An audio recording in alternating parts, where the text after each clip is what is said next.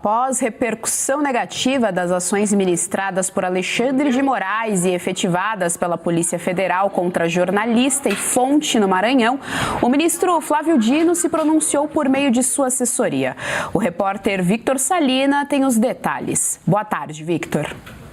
Boa tarde, Gisiane. Boa tarde a todos que nos acompanham aqui no Jornal da Oeste, segunda edição. É isso, atualizações a respeito do caso, das buscas e apreensões que foram determinadas pelo ministro Alexandre de Moraes do STF. Essas buscas e apreensões lá do Maranhão, tanto o jornalista Luiz Pablo, também a sua fonte, né, o ex-secretário de Estado Raimundo Cotrim, que é adversário político do ministro Flávio Dino. Pois bem, a assessoria do ministro do STF, ela emitiu uma nota, né, a respeito desse caso que envolve, então, Flávio Dino, dizendo o seguinte, que jamais houve uso irregular de veículo oficial do Tribunal de Justiça do Maranhão e que o carro foi solicitado pela Secretaria de Segurança do STF. Também diz que o ministro Flávio Dino ele é alvo constante de agressões e ameaças e que o monitoramento feito a ele não foi feito por jornalistas, pois essas pessoas elas exerciam outras profissões, é o que diz a nota. Além disso, que a investigação continuará a ocorrer, isso para determinar os objetivos, o motivo e os objetivos do monitoramento ilegal que expôs a integridade física do ministro e de sua família. Agora, Gisiane, o que diz então a Polícia Federal, né, que foi quem promoveu então essas operações contra essas pessoas, tanto o jornalista quanto a fonte dele lá no Maranhão. Diz que o ministro estava sofrendo, o ministro Flávio Dino, com um sofrimento emocional e medo constante, que Luiz Pablo ele estaria cometendo, então, o crime de perseguição. O que é isso, né? Esse crime, ele ocorre quando consiste, né, a perseguir alguém reiteradamente e por qualquer meio ameaçando integridade física ou psicológica, restringindo locomoção e perturbando a liberdade de terceiros. Gisiane, esse crime, então, que está sendo apontado ali, feito, né, por Luiz Pablo, de acordo com a Polícia Federal, ele possui ali uma pena de reclusão de 6 meses a 2 anos, além de multa. Eu volto com você. Temos também uma nota da ONG Transparência Internacional Brasil, uma mensagem direta à Suprema Corte. Os poderes excepcionais autoconcedidos do STF há muito deixaram de ter como alvo conspiradores reais. Passaram a servir sistematicamente a blindagem de ministros contra o escrutínio público e investigações, a retaliação contra pessoais. As lideranças verdadeiramente democráticas do país devem assumir a responsabilidade de restaurar os limites constitucionais, diz parte da nota publicada na página oficial da Transparência Internacional Brasil. Tá aí na tela para vocês, então, a íntegra da nota. Nós vamos, claro, acionar o nosso time de analistas para repercutir, analisar, reverberar os principais fatos do dia. Vamos, então, começar por Brasília. Berenice Leite conosco. Berenice, seja muito bem-vinda ao JDO2, boa tarde. Boa tarde, Geise, Fabi, nossa audiência querida. Mais um dia repercutindo e buscando respostas, mas nada agradou aí o que vem do Supremo Tribunal Federal. Conosco também Fabi Barroso. Fabi, seja muito bem-vinda, boa tarde. Boa tarde, Gisiane, boa tarde, Berenice, boa tarde a todos aqui da nossa audiência. E realmente, né, está difícil lidar com tanto abuso de autoridade. É isso, Fabi, eu começo por você, porque realmente é bastante interessante esse posicionamento da Polícia Federal, que diz o seguinte, que o fato de ter sido exposto o uso do carro público causou, inclusive, perturbação psicológica no ministro Flávio Dino. Então, realmente, é algo muito grave, perturbação psicológica, veja bem. Então, eu quero ouvir, porque, além disso, eles alegam que a família ficou exposta, que o Flávio Dino ficou exposto em relação a toda essa situação, e a cerejinha do bolo é que o Flávio Dino estava sendo monitorado por pessoas que não eram jornalistas. A grande questão é que qualquer fonte de qualquer jornalista não é jornalista, são outras pessoas. Verdade. O que eu compreendo é que a Polícia Federal está colocando em cima, né, desses fatos o crime de stalker. E o crime de stalker aí, como foi dito, né, de 6 meses a 2 anos de prisão, não é um crime tão gravoso pela pena aplicada, mas a gente vê que a Polícia Federal ela não está fazendo uma procura, né, encabeçando um inquérito. Pelo contrário, né, ela está fazendo uma defesa, me parece mais um advogado de defesa do Flávio Dino, que tem que mostrar o sofrimento psicológico que causou um desequilíbrio ao ministro Flávio Dino. Vamos colocar então do outro lado para poder fazer um equilíbrio.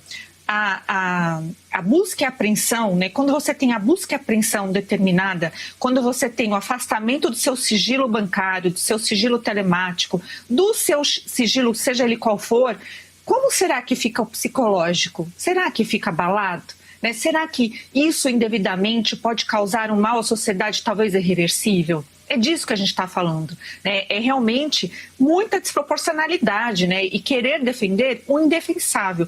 Toda ditadura, quando se estabelece um estado de exceção, sempre tenta colocar do outro lado um tipo de crime que justifique. E, de fato, né, o direito à liberdade de imprensa, o sigilo de fonte, ele não é absoluto. No meu entendimento, inclusive, deveria ser, mas não é. Né? Vamos para a nossa Constituição, não é.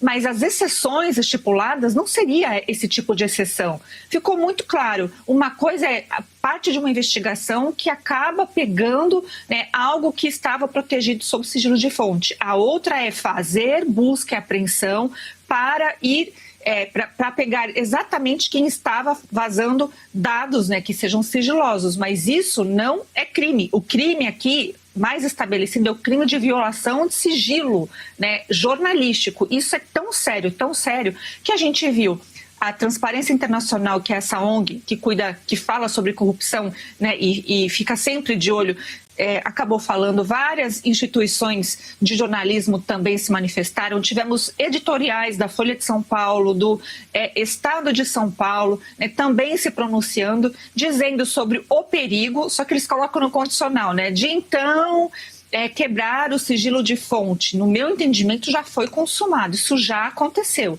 Agora, o que precisa ser feito é uma punição aí por abuso de autoridade. No meu entendimento, você utiliza abuso de autoridade para quebrar aí um direito que é cláusula pétrea, um direito que está guardado lá no artigo 5º da Constituição Federal e que a gente entende que jamais uma democracia não existe sem o livre exercício do jornalismo. Aliás, também, como sofreu busca e apreensão um advogado, também é uma frase que eu sempre falei, uma democracia jamais existe sem o exercício livre da advocacia. Então tá aí, 2 profissões que são guardadas pelo sigilo, né, uma profissional e outra de fonte, né, que tiveram de uma só vez, por a busca e apreensão indevida e fora da proporção, da proporcionalidade, dizendo que o ministro Dino estava sofrendo crime de stalker, sendo que existe, né, plausibilidade das denúncias feitas pelo jornalista, já que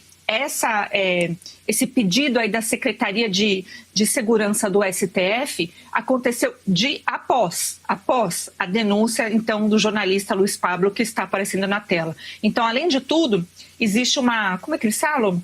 Desinformação? Pois é.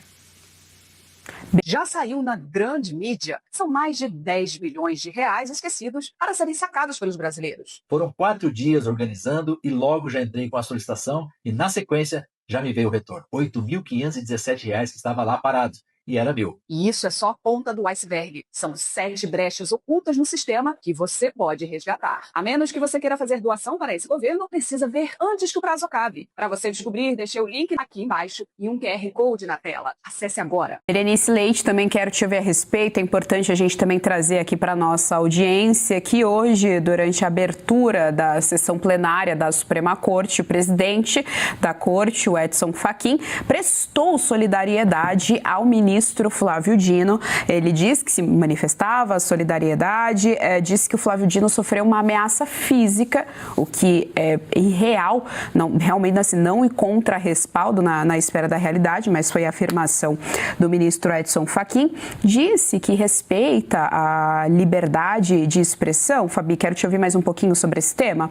Disse que respeita a liberdade de expressão, aproveitando aí esse seu gancho sobre os jornalistas, ele disse que ele respeita a liberdade de expressão e que ele também respeita, não só ele, mas toda a corte respeitam o sigilo da fonte. E aí eu abro aspas aqui para o Fachin, ele disse o seguinte: os ministros não têm se afastado dos direitos, se referindo aos direitos constitucionais, e de acordo com o presidente da Suprema Corte, não se afastarão. Então essa é a declaração do presidente da Suprema Corte, que agora há pouco, em abertura, em sessão plenária lá do STF, prestou solidariedade ao ministro Flávio Dino. Ninguém aqui está defendendo que não haja rigor em algum tipo de investigação que realmente tenha acontecido um crime de stalker, né? Não é disso que se trata, mas o Fachin, ele coloca nesse prisma. O importante aqui é que o Fachin também ignora, isso na manifestação dele, isso é muito importante, muito simbólico, que ele não fala no âmbito do inquérito da fake news, o 4781, que o Flávio Dino não tem foro privilegiado, isso, portanto, não deveria estar sendo investigado e muito menos julgado no âmbito do Supremo, já que ninguém ali dos autores, nenhum dos autores apontados pela Polícia Federal tem foro privilegiado. Isso deveria ser investigado, julgado e todo o restante na Justiça Federal do Maranhão. Isso é um ponto que ele passa por cima e não presta solidariedade à sociedade brasileira por ter um inquérito tão longo, né? Então isso é realmente muito triste. Em outro dado momento ele fala sobre a primazia do direito. O que significa isso? Que lá no artigo 5º, é basicamente o que eu disse, tem alguns princípios que não podem ser relativizados, que não podem ser quebrados, porque o Constituinte lá de 1988 entendeu que esses direitos são preciosos para que não haja um estado de exceção, para que não haja uma ditadura, mesmo porque a Constituição de 1988 ela foi produzida num período pós-ditadura, né? Então, ali é resguardado sigilo de fonte, liberdade de imprensa, liberdade de expressão, liberdade de manifestação, liberdade de culto, todos esses direitos que eu acabei de mencionar, eles foram relativizados nos anos aí, desde a instauração do inquérito das fake news. Mas agora, falando do sigilo de fonte, onde o Fachin ele acha por bem cobrar rigor das investigações, eu não vejo problema nenhum com isso, mas ele diz algo irreal. Ele diz que os ministros jamais irão quebrar. Isso já foi quebrado. Não precisa de mais um passo para que isso seja quebrado. O que foi feito já foi estabelecido. Por exemplo, acho que vai ter muita dificuldade de outras fontes falar com esse jornalista, quiçá com outros jornalistas no Brasil desta forma. Então, infelizmente, o Fachin não aborda os textos principais. E ele faz uma meia-culpa muito pequenininha, muito miserável, falando ali que o sigilo de fonte é importante, né? Mas ele presta solidariedade ao Flávio Dino, sendo que se a gente for pegar realmente o que houve, a gente vai entender que por maior o risco que ele esteja, né, ele também tem um tipo de segurança que nenhum outro cidadão brasileiro tem, né? Eles têm, todos eles. E isso, inclusive, também é desproporcional. Então eu lamento demais, porque o Fachin perdeu uma oportunidade de fazer a apuração de abuso de autoridade e restabelecer a ordem, emitindo e exigindo que se emita toda essa investigação, tudo que está ocorrendo para a primeira instância e exigir também o fechamento e levantamento de sigilo do inquérito da fake news. Mas no fundo, o que a gente viu, para resumir, um grande corporativismo que o Brasil, esse pessoal que governa o Brasil, sim, eu estou dizendo que o STF governa o Brasil, porque é isso de fato, o poder de fato, esse pessoal sem noção nenhuma está a cada dia apertando mais, né, e deixando a insegurança jurídica, a ilegitimidade dominar o Brasil. Berê, quero te ouvir então sobre esse caso do Flávio Dino, só recapitulando rapidamente. Flávio Dino está perseguindo um jornalista do Maranhão que fez uma denúncia legítima, ele tem provas dessa denúncia e desde então, tanto Dino quanto Alexandre de Moraes perseguindo o jornalista e a fonte do jornalista. Vale ressaltar, a Constituição protege o sigilo da fonte de todos os jornalistas, é inerente à nossa profissão.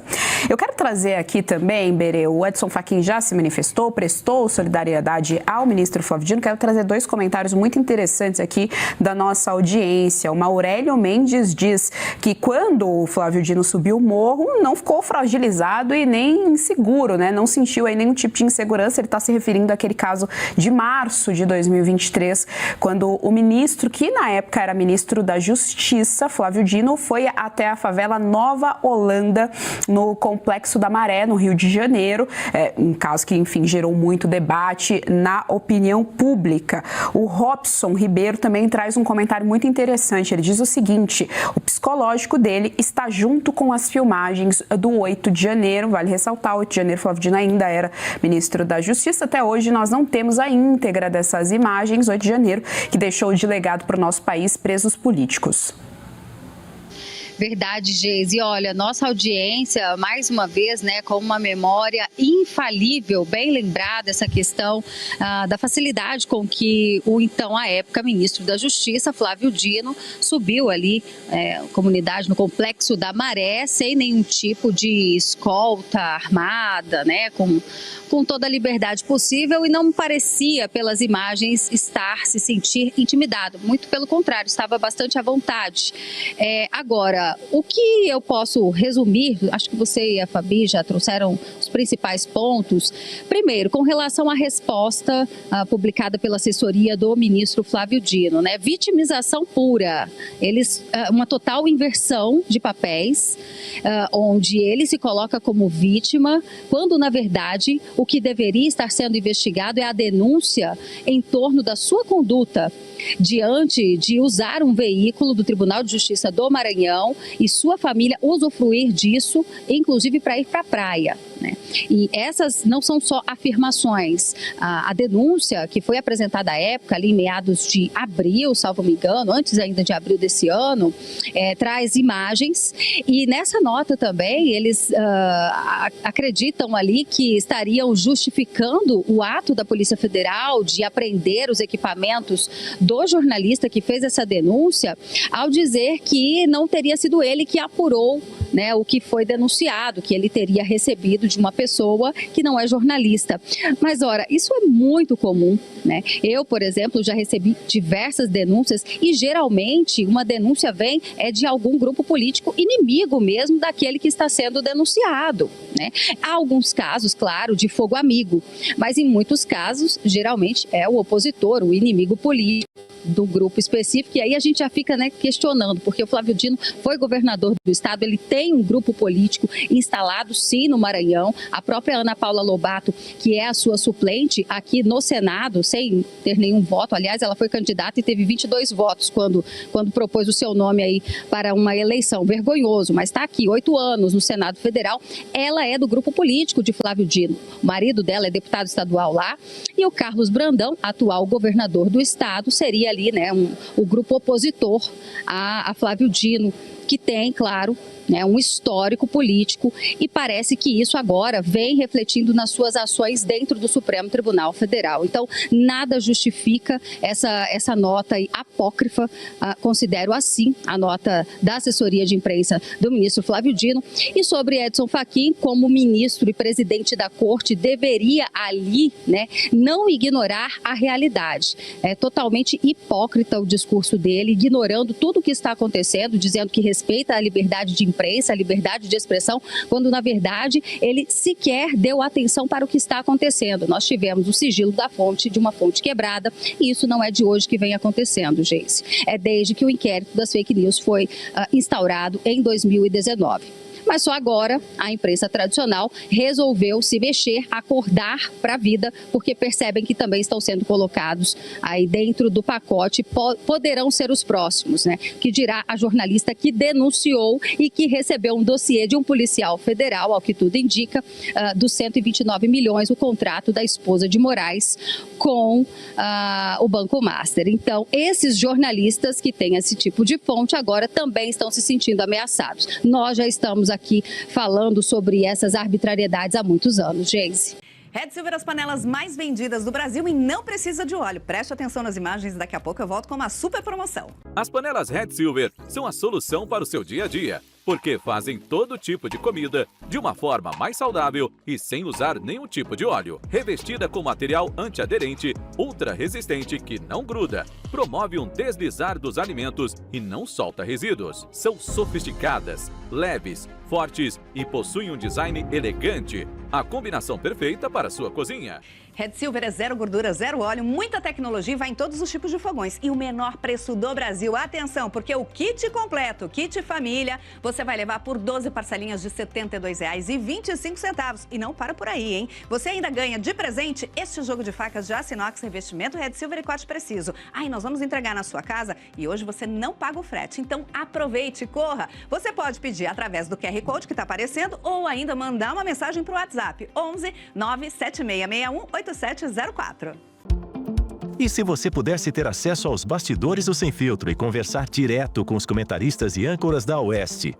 Agora, isso é possível com o Clube de Membros do nosso canal no YouTube. O clube foi criado para quem quer dar um passo além e fazer parte de uma comunidade exclusiva. São 3 níveis de assinatura, pensados para aproximar você da nossa equipe. No plano apoiador, você ganha destaque no chat, figurinhas personalizadas e acesso a publicações exclusivas na comunidade do canal. Quer estar ainda mais perto da Oeste? Nos níveis Engajado e VIP, nós liberamos acesso às lives fechadas com nossos apresentadores e comentaristas, nas modalidades mensal ou semanal. Você também participa de sorteios de livros e produtos da Oeste, além de acesso antecipado a vídeos e a uma visão direta dos bastidores do programa Oeste Sem Filtro. Faça parte do nosso clube de membros e tenha acesso a lives exclusivas comigo e com todo o time da Oeste. Se você acredita na importância de um jornalismo livre, independente e comprometido com os fatos, clique agora no botão Seja Membro e conheça todos os detalhes e vantagens de cada plano.